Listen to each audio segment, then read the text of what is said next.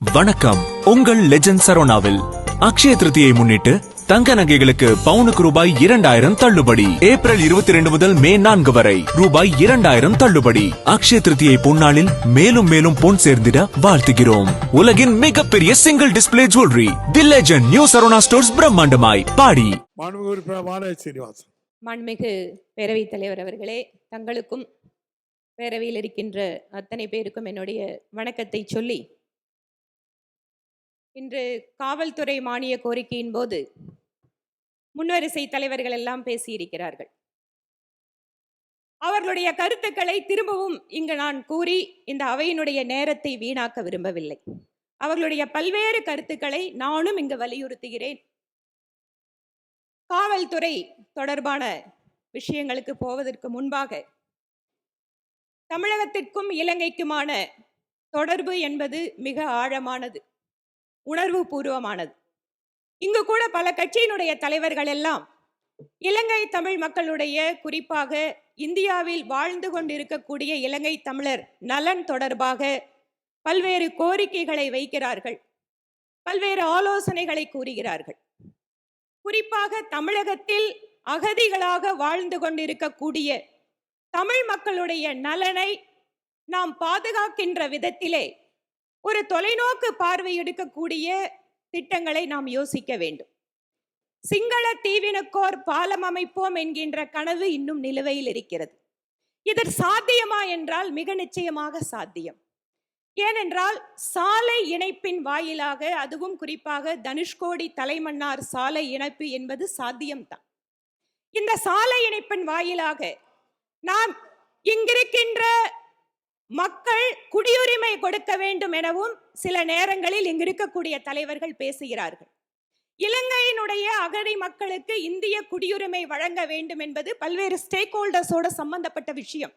ஏனென்றால் லட்சக்கணக்கான மக்கள் இந்தியாவிலேயே அவர்களுடைய குழந்தை குட்டிகளோடு வாழ்ந்து வருகின்ற பொழுது ஒரு சிலர் அங்கு திரும்ப செல்ல வேண்டும் என்றால் அங்கு பொருளாதார ரீதியான வாய்ப்புகள் இருக்க வேண்டும். அப்பதான் அவங்க திரும்ப போறதுக்கு வாய்ப்பு இருக்கு. அதே சமயம் வந்திருக்கிற அத்தனை பேருக்கும் இந்திய குடியுரிமை வழங்குவதற்கு வாய்ப்பு இருக்கிறது என்றால் அங்கு அவர்கள் பாரம்பரியமாக வாழ்ந்து கொண்டிருக்கக்கூடிய உரிமைகள், அவர்களுடைய உடைமைகள் என்று பல்வேறு விஷயங்கள் இதுல கவனம் இருக்கு.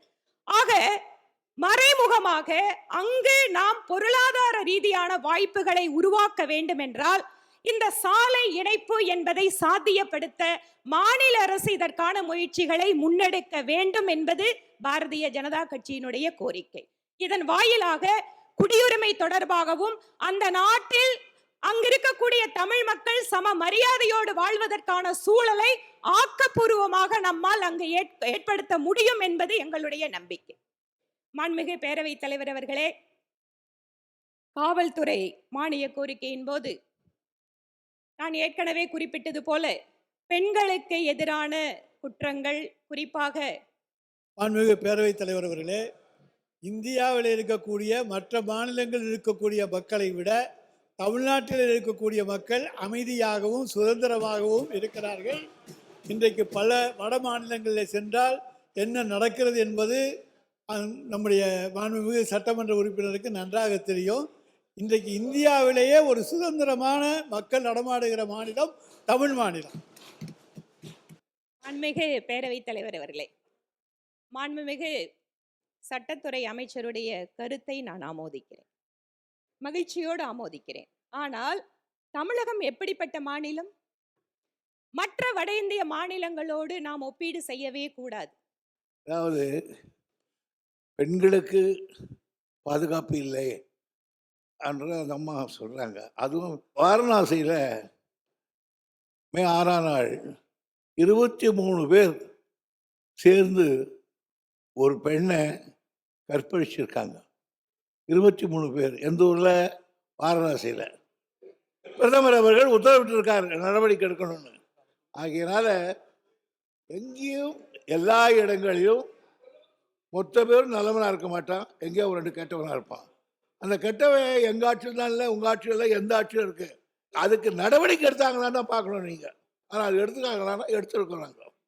தமிழகத்திற்கென்று டெவலப்டு நேஷனோட நாம் ஒப்பிட்டு பார்க்க வேண்டும் என தமிழகத்தை நான் உயர்த்தி பேசுகிறேன். உங்களுடைய அக்கறையை நான் பாராட்டுகிறேன். ஆனால் வாரணாசிக்கு ஒரு நீதி, தமிழ்நாட்டுக்கு ஒரு நீதி, ஆந்திராவுக்கு ஒரு நீதி கேட்கக்கூடாது. ஆனால் இவ்வளவு பேசுகிற பாரதிய ஜனதாக்காரர்கள் அவங்க ஊரில், அவங்க பிரைம் மினிஸ்டர் ஊரில் 23 பேர் சேர்ந்து ஒரு பெண் வச்சுருக்காங்க. இதை விட கொடுமை உலகத்தில் இருக்க முடியாது. இதுவரை பலதை எடுத்து எங்களால் சொல்ல முடியும்.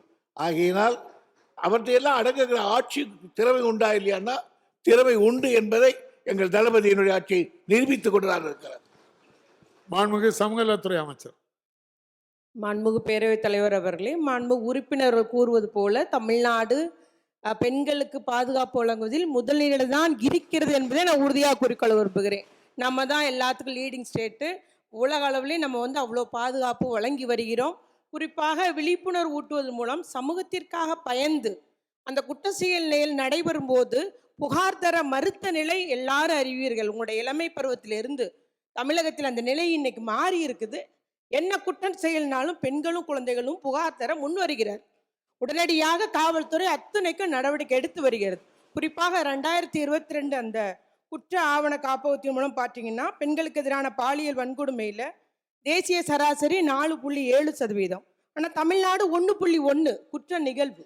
அதே போல் நம்முடைய பெண்களுக்கு எதிரான குற்ற விகிதம், ஒட்டுமொத்த குற்ற விகிதமும் தேசிய அளவில் 66.4%, தமிழ்நாட்டில் 24. ஆகவே குற்ற செயல்கள் இன்னைக்கு புகாராக அளிக்கப்படுகிறது. நம்முடைய தளபதி அரசின் மீதும் நீதிமன்றத்தின் மீதும் ஏற்பட்டுள்ள நம்பிக்கையினாலே இன்னைக்கு பெண்களும் குழந்தைகளும் தமிழ்நாட்டில் குற்றம் புகார் தர முன் வருகிறார்கள். அரசு உரிய நடவடிக்கை எடுத்து வருகிறது. மாண்புமிகு உறுப்பினர் வானதி சீனிவாசன். மிகச்சிறப்பாக தமிழக காவல்துறை பணியாற்றுகிறது. தமிழகம் என்பது பொதுவான பார்வையிலே பார்க்கின்ற பொழுது சட்டம் ஒழுங்கு, காவல், இந்த மாதிரி பல்வேறு விஷயங்களில் திறமையாக செயல்படக்கூடிய மாநிலம் என்ற பெயரை பெற்றிருந்தாலும் கூட மாண்புமிகு பேரவைத் தலைவர்களே, மத எதிர்ப்பு சக்தியெல்லாம் இருக்குன்னு சொல்லி உறுப்பினர் பேசுகிறார். எங்கே இருக்கிறது, எப்படி இருக்கிறது, எந்த சூழ்நிலையில் இருக்கிறது என்பது தெளிவாக சொன்னால் அதை விளக்க சொல்ல முடியும். இதை பொத்தாம் மதமாக பேச வேண்டிய அவசியம் இல்லை. எங்கே இருக்கிறது, எங்கே மதவாதம் இருக்குது சொல்லுங்கள். நீங்கள் சொன்ன இடத்துல நடந்தது என்பது உண்மைதான், நான் மறுக்கலை. அந்த நடவடிக்கை எடுக்கப்பட்டிருக்கிறதா இல்லையா, அதுதான் என்னுடைய கேள்வி. ஆனால் அதே நேரத்தில் உங்களுடைய பிஜேபி ஆளுகிற மாநிலத்தில் என்ன நடந்து கொண்டிருக்கிறது என்பதெல்லாம் உங்களுக்கு தெரியும். அங்கே பிரதமர் கூட இதுவரை சென்று பார்க்கவில்லை என்பதும் நாட்டு மக்களுக்கு தெரியும். அங்கே என்ன நடவடிக்கை நான் கேட்குறேன், சொல்லும்போது. ஆடிட்டர் ரமேஷனுடைய கொலை வழக்கு. மாண்புமிகு பேரவைத் தலைவர் அவர்களே, இங்கே மாண்புமிகு உறுப்பினர் வானதி சீனிவாசன் அவர்கள் உரையாற்றிய போது ஆடிட்டர் ரமேஷ் தொடர்பான கொலை பற்றி குறிப்பிட்டு காட்டியிருக்கிறார். அந்த கொலை என்பது அதிமுக ஆட்சி காலத்தில் நடந்தது. அது நீதிமன்றத்தில் நிலுவையில் உள்ளது. அதே போல் காஷ்மீர் மாதிரி நடக்கக்கூடாது என்றும் இங்கே பேசியிருக்கிறார். அது மாதிரி நிச்சயமாக தமிழ்நாட்டை பொறுத்தவரை நடைபெறாது என்பதை உறுதியுடன் தெரிவித்துக்கேன். காஷ்மீர் சம்பவத்தில் கூட நாங்கள் பேசும்போது ஒன்றிய அரசுடைய பாதுகாப்பு குறைபாடு பற்றி இதுவரை நாங்கள் பேசலை. நான் தெளிவாக அந்த செய்தியை கேள்விப்பட்டவுடன் நான் தெரிவித்த செய்தி என்னன்னு கேட்டிங்கன்னா, நீங்கள் எடுக்கக்கூடிய எந்த நடவடிக்கையாக இருந்தாலும் காஷ்மீர் பிரச்சனை பொறுத்த வரையில் தமிழ்நாடு நிச்சயமாக உறுதுணையாக இருக்கும் என்று தான் நாங்கள் சொல்லியிருக்கிறோம். எனவே எந்த காரணத்தை கொண்டும் தமிழ்நாட்டை பொறுத்தவரை மதவாதம் உள்ளே நுழைய முடியாது என்பதை நான் தெளிவுபடுத்துகிறேன். தமிழ்நாட்டை டெவலப்ட் நேஷனோட ஒப்பீடு செய்ய வேண்டும் என்று பேசினார் வானதி சீனிவாசன் அவர்கள். அதற்காக நான் அவருக்கு நன்றி தெரிவித்துக் கொள்கிறேன். அந்த பாராட்டுக்கு நன்றி. இந்த ஆட்சிக்கு, அதே நேரத்தில் இந்த ஆட்சிக்கு ஒன்றிய அரசினுடைய நிதி வராமல் இருக்கிற செய்தி உங்களுக்கு தெரியும். இது டெவலப் ஆகி இன்னும் நேஷனல் அளவுக்கு நாங்கள் ஒப்பிட வேண்டும் என்று சொன்னால் இன்னும் பல திட்டங்களை நிறைவேற்றுவதற்கு நாங்கள் காத்திருக்கிறோம், தயாராக இருக்கிறோம். நீங்கள் தயவுசெய்து உங்கள் தலைமையிடம் சொல்லி அந்த நிதியை பெற்றுத் தருவதற்கான அந்த குரலை கொடுக்க வேண்டும் என்று நான் மன்றத்தின் மூலமாக கேட்டுக்கொள்கிறேன். நிறைவாக தொகுதியினுடைய கோரிக்கையாக கோயம்புத்தூரிலே பாதாள சாக்கடை அமைக்கப்பட்ட பழைய பகுதிகள், குறிப்பாக பூ மார்க்கெட், உக்கடம் பகுதிகளில் எல்லாம் சென்னையை போலவே பாதாள சாக்கடையை மீண்டும் அங்கு சரிப்படுத்தி அதை மேம்படுத்தி கொடுக்க வேண்டும் என கோரிக்கை வைத்து நிறைவு செய்கிறேன். நன்றி, வணக்கம். தமிழகத்தினுடைய கோரிக்கைகள் எதுவாக இருந்தாலும் அந்த கட்சியினுடைய அகில இந்திய பொறுப்பாளர் என்கின்ற முறையில் எப்போதும் தமிழகத்தினுடைய நன்மைக்காக நாங்களும் குரல் கொடுக்க தயாராக இருக்கிறோம், உதவி செய்யவும் தயாராக இருக்கிறோம் என இந்த நேரத்தில் தெரிவித்துக் கொள்கிறேன். பள்ளிக்கல்வித்துறைக்கு வர வேண்டிய நிதி என்னாச்சு? இவ்வளோ குரல் கொடுத்துட்டு இருக்கோம். மும்மொழி கொள்கை ஏற்றுக்கிட்டால் தான் அந்த நிதி வரும்னு ஒன்றிய அமைச்சரே இங்கே வந்து சொல்லிட்டு போயிருக்காரு. பாராளுமன்றத்தில் நாங்கள் குரல் கொடுத்துருக்குறோம். அதற்காக வெளியில் வந்து போராட்டம் நடத்திக்கிட்டு இருக்கிறோம். இதே சட்டமன்றத்தில் தீர்மானம் போட்டு அனுப்பிச்சிருக்கிறோம். இதெல்லாம் உறுப்பினருக்கு தெரியாதா? எனவே இப்பொழுதாவது பேசிய காரணத்தால் அது நீங்கள் உரிமையோடு அதை குரல் கொடுத்து அதை பெற்றுத்தர வேண்டும் என்று இந்த அவையின் மூலமாக உங்களை கேட்டுக்கொள்கிறேன். சமூக நலத்துறை அமைச்சர். மாண்புமிகு பேரவைத் தலைவர் அவர்களே, சமூக நலத்துறை பணியிடத்தில் பெண்களுக்கான அந்த பாலியல் துன்புறுத்தல் சட்டம் 2013 முறையாக செயல்படுத்தப்படவில்லை, அதற்கான விதிகளை இன்னுவரை வரவேற்கவில்லை என்று கூறினார்கள். அந்த சட்டம் முறையாக இந்த அரசு செயல்படுத்தி வருகிறது. விதிகளையும் சட்டத்துறையோடு இணைந்து தமிழ்நாடு அரசினுடைய விதிகள் உருவாக்கக்கூடிய வேலையும் நடைபெற்று வருகிறது. இந்த அரசு பொறுப்பேற்றதிலிருந்து அந்த உள்ளக குழுக்கள் 43,783 குழுக்கள் இதுவரைக்கும் அமைக்கப்பட்டுள்ளது. அதுபோல் புகார் பெட்டிகள் வைக்கப்பட்டுள்ளது.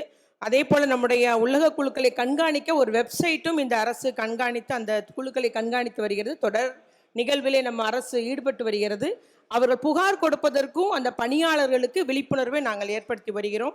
அதே போல் திருப்பூரில் குறிப்பாக UN உமனோடு சேர்ந்து சிறப்பாக இந்த சட்டத்தை இந்த அரசு அமல்படுத்தி வருகிறது என்பதை நான் கூறிக்கொள்ள விரும்புகிறேன்.